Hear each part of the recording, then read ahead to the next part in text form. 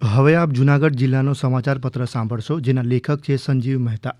ઉત્તરાયણના પર્વને હવે ગણતરીના દિવસો બાકી છે, ત્યારે રાજ્યભરમાં પતંગ રસિકો પતંગ અને દોરીની ખરીદી કરવા બજારમાં ઉમટી પડ્યા છે. આવો જ માહોલ જૂનાગઢમાં પણ જોવા મળી રહ્યો છે.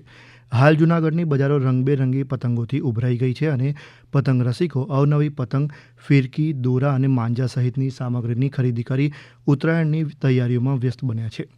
નવા વર્ષ 2026ના પ્રારંભે જૂનાગઢમાં ગિરનાર પર ઉદયન શક્તિપીઠ તરીકે પૂજાતા મા અંબાના પાટોત્સવની પરંપરાગત રીતે ઉજવણી થતાં માઈ ભક્તો ભાવ વિભોર બન્યા હતા. તેમજ નવા વર્ષનો પાવનકારી પ્રારંભ થતાં લોકોએ આનંદ વ્યક્ત કર્યો હતો. જ્યારે પોષી પૂનમે વહેલી સવારે અંબાજી મંદિરમાં ધ્વજારોહણ સાથે માના પ્રાગટ્ય દિવસની ઉજવણી શરૂ થઈ હતી. માતાજી સન્મુખ શ્રી સૂક્તના પાઠ, વિશેષ પૂજન અર્ચન અને હોમ હવનના કાર્યક્રમમાં સૌરાષ્ટ્રભરમાંથી માઈ ભક્તો ઉપસ્થિત રહ્યા હતા. 4 જાન્યુઆરીએ ગિરનાર પર્વત પર રાજ્યકક્ષાની 40મી અવરોહણ સ્પર્ધા યોજાઈ ગઈ, જેમાં રાજ્યના 24 જિલ્લામાંથી 791 ભાઈઓ અને 324 બહેનોએ ભાગ લીધો હતો. રવિવારે શિયાળાની કડકડતી ઠંડીમાં જિલ્લાના પ્રભારી મંત્રી ડૉક્ટર પ્રદ્યુમન વાજાએ આ સ્પર્ધાનો પ્રારંભ કરાવ્યો હતો. ભાઈઓ માટે અંબાજી શિખરના સુધીના 5500 પગથિયાનું લક્ષ્ય ઉના શહેરના અલ્પેશ સોલંકીએ 62 મિનિટ અને 58 સેકન્ડમાં પૂર્ણ કરીને પ્રથમ સ્થાન હાંસલ કર્યું હતું. જ્યારે જુનિયર વિભાગમાં વડોદરાના મનોજ રાજ બચ્ચન વિજેતા બન્યા હતા. બહેનો માટેની સ્પર્ધામાં જૂનાગઢના રિંકલ સતત બીજા વર્ષે પહેલા સ્થાને રહ્યા અને 38 મિનિટ 37 સેકન્ડમાં 2200 પગથિયા તેમણે સર કર્યા હતા. જુનિયર બહેનોમાં સોલંકી કાજલ 29 મિનિટમાં સ્પર્ધા પૂર્ણ કરીને પ્રથમ સ્થાને રહ્યા હતા. તમામ વિજેતા સ્પર્ધકોને રાજ્ય સરકાર તરફથી 8 લાખ રૂપિયાથી વધુના રોકડ પુરસ્કાર એનાયત કરાયા હતા. અગાઉ વર્ષ 2025ના છેલ્લા દિવસોમાં ખ્રિસ્તી સમુદાય દ્વારા નાતાલ પર્વની ઉજવણી કરવામાં આવી, જેમાં જૂનાગઢના ચર્ચ ખાતે પ્રેયર, વિશેષ શણગાર અને ભગવાન ઈસુના જીવન કવન આધારિત ફ્લોટ્સ ઊભા કરીને નાતાલ પર્વ ઉજવાયો.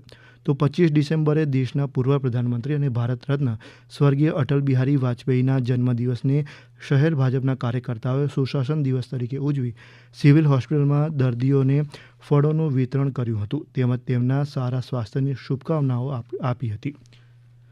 શિયાળાના દિવસોમાં રમતગમતને પ્રોત્સાહન આપવા રાજ્ય સરકાર પણ પ્રતિબદ્ધ છે.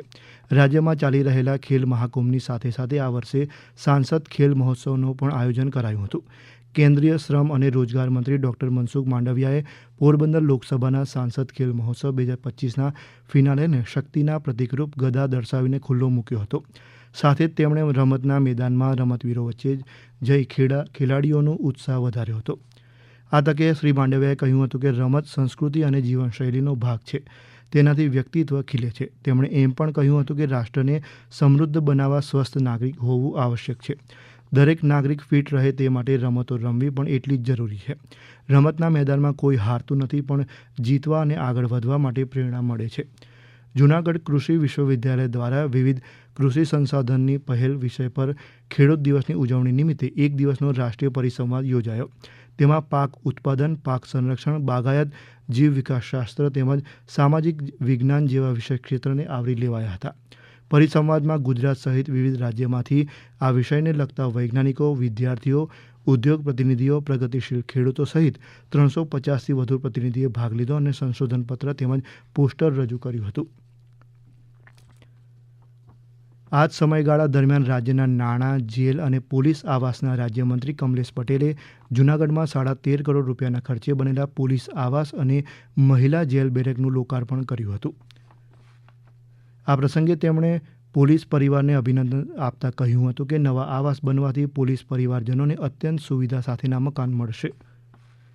આપ સાંભળી રહ્યા હતા જૂનાગઢ જિલ્લાનો સમાચાર પત્ર, જેના લેખક હતા સંજીવ મહેતા. આ પ્રસારણ આકાશવાણીના અમદાવાદ, વડોદરા કેન્દ્ર પરથી કરવામાં આવ્યું.